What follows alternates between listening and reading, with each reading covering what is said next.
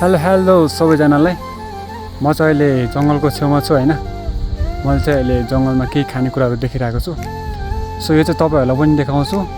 यदि तपाईहरुको ठाउँतिर पनि पाउँछ भने के नामले चिन्नुहुन्छ हैन, कमेन्ट गरिदिनु होला।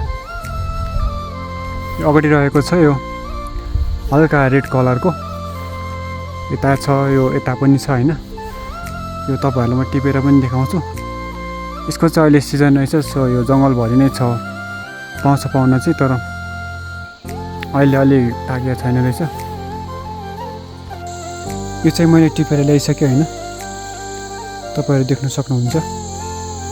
यो चाहिँ हाम्रो ठाउँतिर यसलाई मलायो भनेर चिनिन्छ। यसको स्वाद एकदम अमिलो हुन्छ।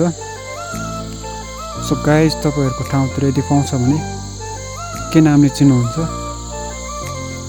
कमेन्ट गरिदिनु होला र मेरो पेजलाई फलो पनि गरिदिनु होला।